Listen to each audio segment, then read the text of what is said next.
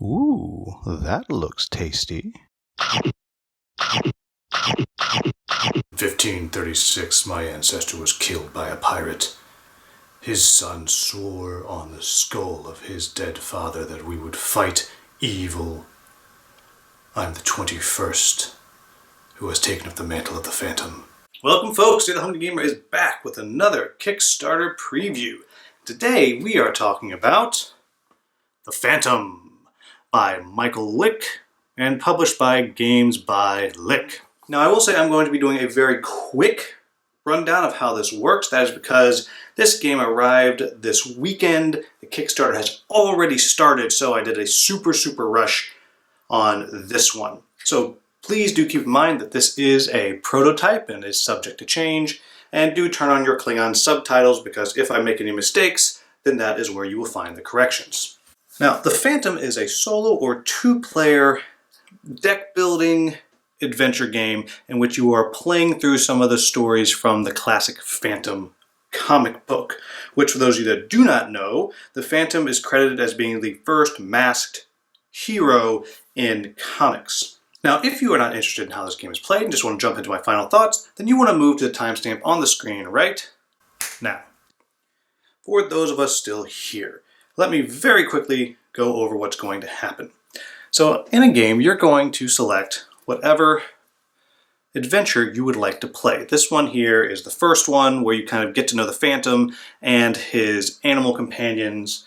However, I will say there are two others, and in addition to the two other stories, you can also choose to play as Diana, who is an ally of the Phantom in the comic books. Now, I'm not familiar with the comics, so I don't know all that much about it, but she's clearly pretty hardcore. So, what's going to happen in the game is you will start out, you'll pick your character, and you will take all the various wounds that you can get, and you'll stack those up, and it'll tell you on the cards what the wounds do and what the lose condition is, and you will shuffle up your deck of cards and then place that right here. Then you will draw the first card, which has the 1 and the story behind what it is that you are doing, and then at the bottom it will tell you how to set up the deck.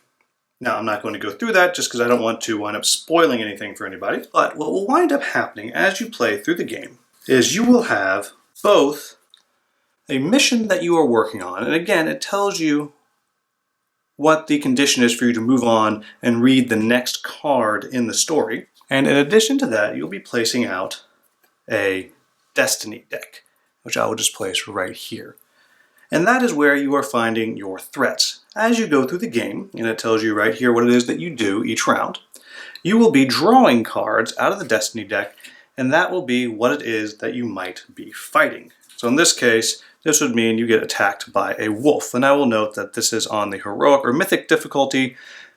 On the other side, it is easy or normal, and each of the missions has those difficulties as well. And that would go out. Then you would play through the rest of your turn. And that would involve mostly you drawing 3 cards, which is usually your hand limit. Sometimes that gets changed. Now what you'll do when you are playing cards from your hand is you look over here, and that is the cost. And that is the symbols, the tokens that you'll need in order to buy it. I will say that the diamond here represents a wild, can be anything. On the other side, it tells you what symbol you can get for discarding these cards. So if I were to discard these 2 cards, I would gain this symbol and this symbol. So I will do that, and I would gain those 2. And you can carry up to 6 of them at a time. And so then if I wanted, I could use this symbol and play that out in my play area. The way that you defeat enemies is you have to use a skull in almost all instances. Sometimes you'll have a card that will allow you to gain a skull by discarding it, or if you just simply have 3 other symbols of any kind, you can discard those 3 to gain a skull. When you use a skull, you immediately will get to do an attack, which does 1 damage. In this case, that would kill the wolf. However, you also flip the next card over, and you look at how many symbols are up here in the corner, and you add that many to your damage. So in this case, I would be doing 2 damage, which would take out the wolf. And that's how the game works. You're going to play through until you defeat the scenario or you fail at the scenario. Also, as you play, there's a possibility of gaining loot, and you gain cards that get put into your deck as you go. And then as you play further and further on, you can choose if you would like to do a little deck building and customize the deck that you have as you move on some of the harder scenarios. So that's it. That is how this game works. So what do I like about this game? First off, I always say this, I like that it's simple to play. The rules are simple, it's clear, it's obvious what you're doing, and it's easy to jump right into.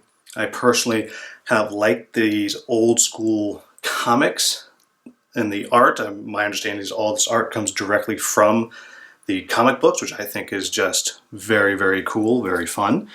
And I'll just kind of flip through those as I'm talking here.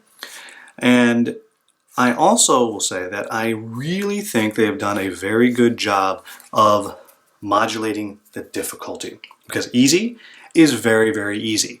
And the designer told me that that is designed for people who just love the comics and want to play through. So it's truly easy mode.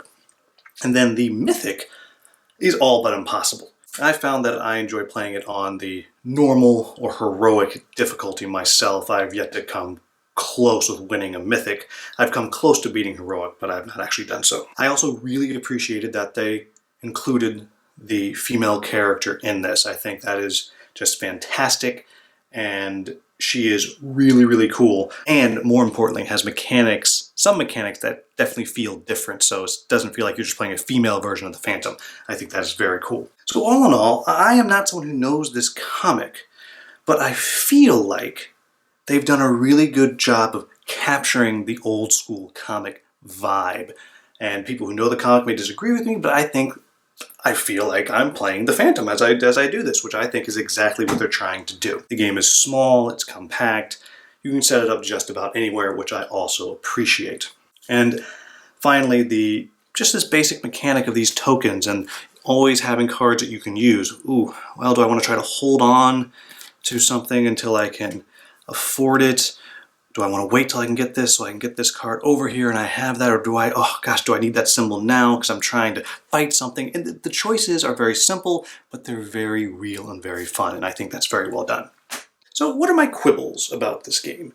And I only have two. The first one is, now again, this is just a demo that I have, so this is not necessarily indicative of the final quality of the cards.